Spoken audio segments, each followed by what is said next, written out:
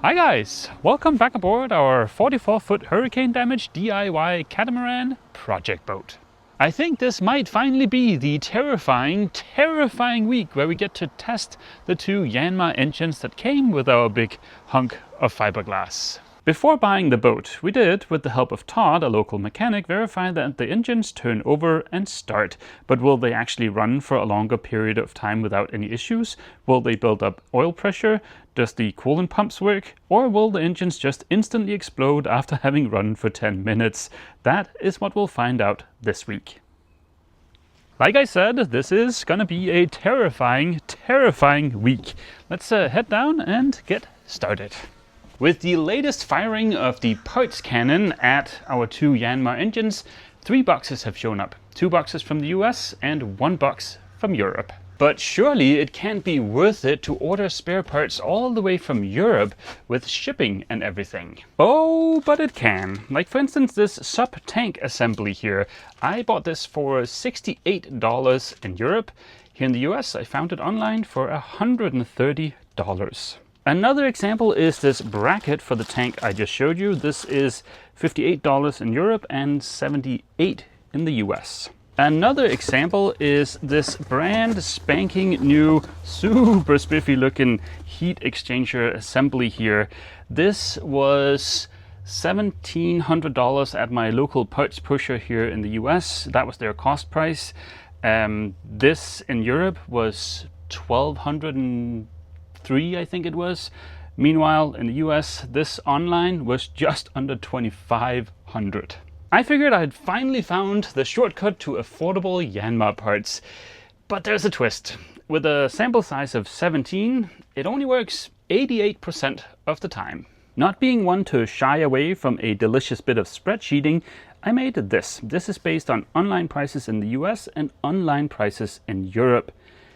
On average, the prices in Europe are 40% cheaper. The green over here is where it's cheaper to order in Europe, and the price difference also in percentage.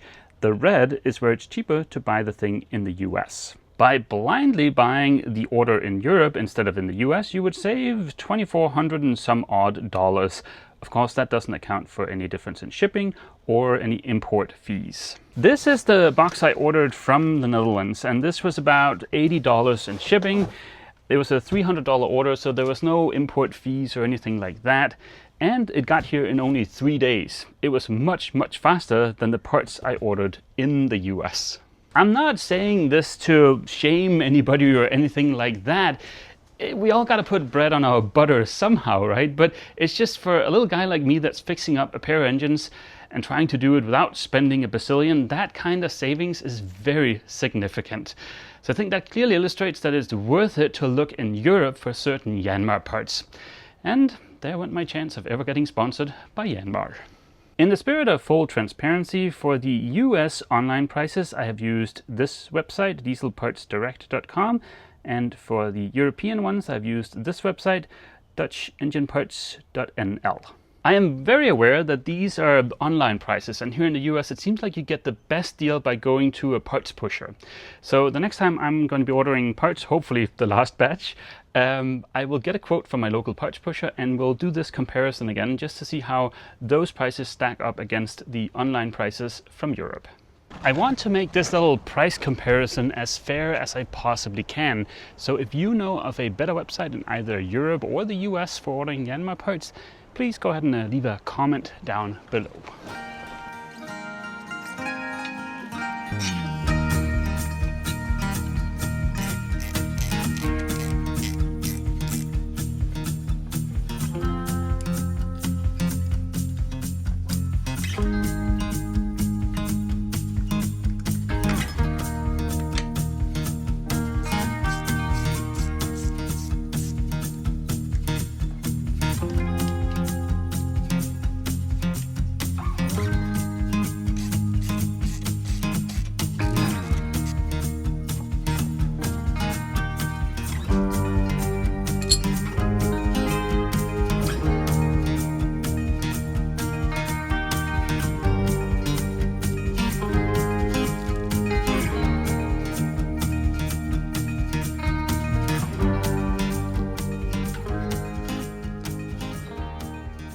we're making good progress. These are actually starting to look pretty good.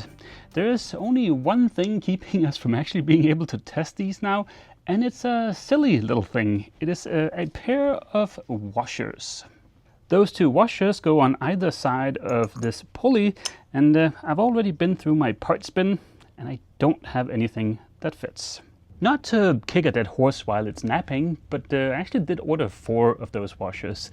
It's just in the quote I got back that I had to approve, well then that 4 had magically been transformed to a 2, and I didn't catch that mistake. So yeah, now we're short a couple of washers. I'm not saying the same mistake couldn't happen if you ordered through a website that had their own stock and they packaged everything, because we are humans, we make mistakes, right? But surely having the extra link in the middle of the parts pusher, so there's the customer, the parts pusher, and then there's the Yanmar distributor over here, having that link in the middle, surely that does introduce extra errors every once in a while. And I'm not saying this to rag on my parts pusher. They're wonderful people, love them for miles, super friendly. And ultimately, I mean, it is my fault that I didn't catch the 4 that had turned into a 2 on the quote. It's just, you know, it's extra complexity. As you might be able to tell, there's a big clump of something missing here and here. That's the heat exchangers. One of them I have in my little cart. The other one we need to put back together again. In preparation of assembling our good heat exchanger, I picked up a jug of this deliciously looking descaling liquid. That proved to be a good choice because seeing all the bubbles and foaming is the most satisfying thing I have seen in a long time. I loaded up my little container with all our parts and watched the magic liquid do its work, removing all scale and other grime left behind. Unfortunately, I made the mortal YouTube sin of not getting a before shot, but the after shot is squeaky clean. This heat exchanger looks perfectly serviceable to me. There's no real bad corrosion on the mating surfaces here or anything like that. But our 2 engines are not created equal. Because one of our engines was submerged, I'm kind of making that one the runt of the litter. So that's going to get all the old parts we're reusing, like for instance this heat exchanger, and then the engine that was never submerged is going to get the brand new heat exchanger. Let's get all of this stuff smushed in here.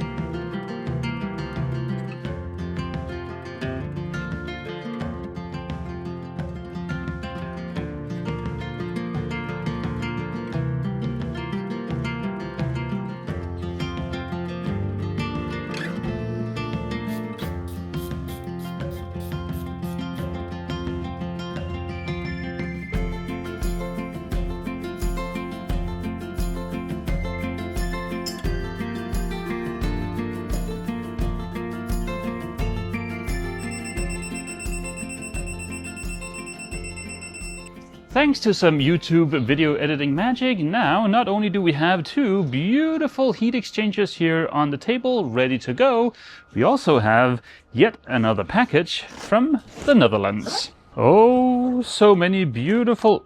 that's a first. So many beautiful parts coming out of the parts cannon. I remember that one of the starters had a bit of a rough time starting. It was like the pinion didn't want to go out or back in again. There was something going on with the pinion, so I figured it'd be better if we ordered a new starter. The pinion is this little guy in here. When you energize the starter, this guy will slide forward and the starter will start spinning, and then this gear will engage on the flywheel of the engine, and that's what will actually start the engine. It would have been kind of fun to open up the old starter to see what was going on with it, see if we could fix it. But this summer, when we splashed the boat to move it further north, there are 2 things I definitely don't want issues with, and it is the steering and the engines. So I figured having a brand new starter on at least one of the engines was worth the expense. As far as the rest of the stuff here in the box, this is all stuff we'll need later, provided the engines don't blow up today. Back in my little corner in the workshop, I started by removing the old starter, bolting in place the new shiny one, and adding a bit of cable so we can connect it to the battery. Then it was time to finally fit the heat exchanger. Between it and the engine needs to be a little metal gasket. There was a brief moment of terror before I realized that that gasket needs to be the right way up for the holes to line up.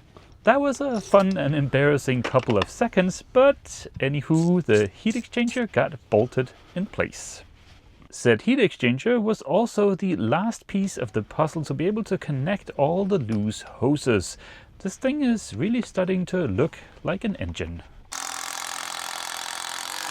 Just to be on the safe side, I decided to install the coolant reservoir on a tiny piece of 2x4, and just like that, the first engine was finally assembled. Before I assemble the runt of the litter engine, I do have one small challenge, and that's the fact that my memory is failing me. I cannot remember which one of the two starters was the good one or the bad one. So I've hooked up the least shiny looking one, and we can just test it real quick.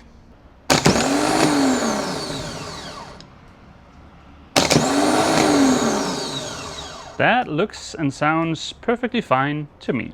So I'm gonna put this one on the previously submerged engine, and then we'll keep the one that's on there right now in the spare parts bin, just in case.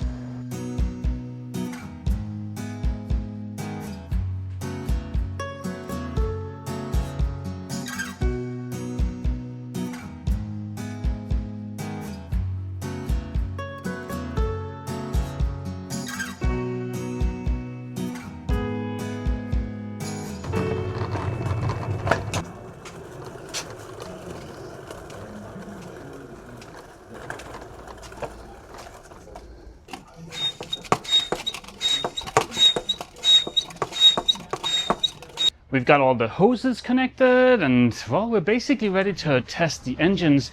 We need a couple more things. We need a bucket of water with a hose in it, and we need some diesel, and then just for the sake of paranoia, we need just some way to keep an eye on oil pressure and temperature. This is a brand new oil pressure switch for one of the engines, but for the test, we're not going to use this guy.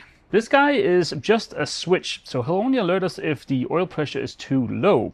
This guy, on the other hand, will give us an actual number that we can compare to the spec. In addition to that, we have Mr. Trusty old thermal camera here. That's a super useful doohickey to have. And then as a bit of a backup, we have this cheap thermometer off of Amazon, just in case Mr. Thermal camera acts up or doesn't work. I believe the thread in the engine is 1/8 inch NPT, but luckily we have the new oil switch, so we can just go ahead and compare the two. That looks absolutely spot on to me. It was finally time. I was both excited and a little bit nervous at the same time. I used our cooler to hold water for the water pump, and of course remembered to add coolant. I found this starter switch doohickey at Harbor Freight. A screwdriver would do the same job, but with this guy I won't have to crawl around on the ground. No luck with the first attempt, and we also spotted a little Captain Dum-Dum mistake. The water pump was installed upside down, meaning it blew bubbles rather than sucking water. Having fixed that, we gave it another go.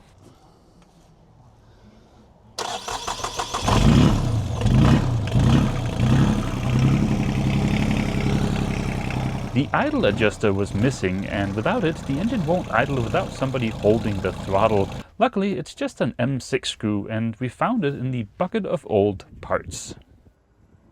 The oil pressure looked really good, so we decided to let the engine run long enough for it to get hot so that it should open the thermostat.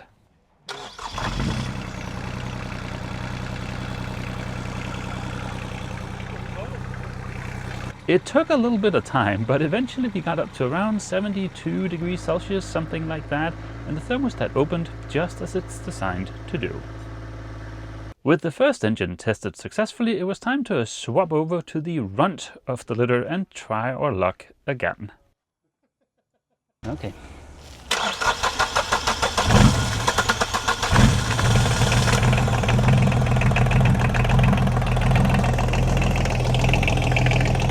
The second engine started up fine and it ran, but it ran a little bit rough. Jeff loosened up each of the injectors one at a time, and the middle one of the three might be a little less than pristine. Well, so far so good, guys. Thank you to Todd and Jeff for hanging out while I was fiddling about with the engine. And just to sum up, now we have the one good engine, the one that was never submerged, which starts and runs perfect. I think there's no issues with that engine. And then we have the runt of the litter, which starts but runs a little bit rough. A new injector for the rough engine is $90 for the whole assembly.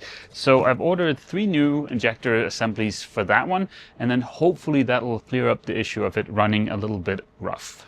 Let's just assume that it is the injector that is the issue on the rough engine. In that case, there's only a few things we need to add to both of the engines before they're ready to go back in the boat.